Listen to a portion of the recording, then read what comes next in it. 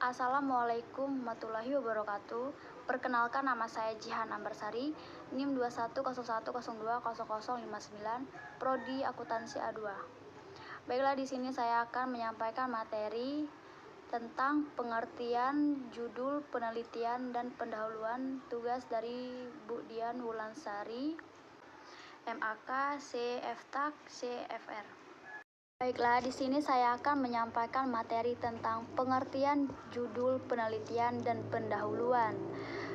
Judul penelitian adalah pencerminan dari keseluruhan isi karya ilmiah yang bersifat menjelaskan diri menarik sehingga orang langsung menduga materi dan masalah dan materi apa yang diteliti. Penjabaran dari topik yang lebih spesifik dan sering menyiratkan variabel yang akan dibahas. Pendahuluan merupakan gambaran umum dari observasi awal dan fenomena mengenai topik yang diangkat. Materi dalam bab ini berisi latar belakang, rumusan masalah, dan persoalan masalah yang diangkat sesuai topik. Tujuan dan sasaran lingkup penulisan dan metode pembahasan. Selanjutnya, unsur-unsur pembuatan judul penelitian dan pendahuluan. Yang pertama, latar belakang. Yang kedua, fenomena atau research gap. Yang ketiga, tujuan penelitian. Yang keempat, perumusan masalah. Yang kelima, literatur pustaka. Yang selanjutnya, latar belakang. Berdasarkan pengertiannya, latar belakang adalah penjelasan singkat mengenai topik atau objek penelitian, serta penjabaran alasan topik yang dipilih penting untuk dibahas. Selanjutnya, fenomena atau research gap. Research gap adalah fenomena di mana terdapat kesenjangan hasil dalam penelitian akibat dari adanya bagian yang keterlewatan saat proses analisis.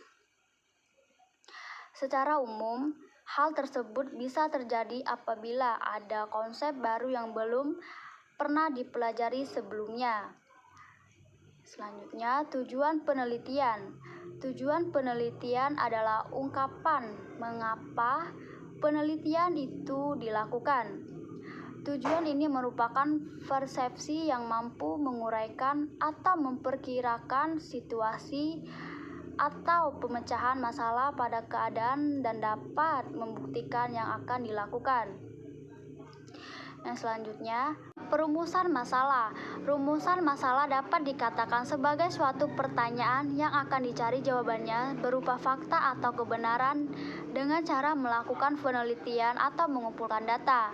Selain itu, dikutip dari beberapa sumber, rumusan masalah adalah suatu pernyataan yang sudah diformulasikan atau diubah dalam bentuk pertanyaan.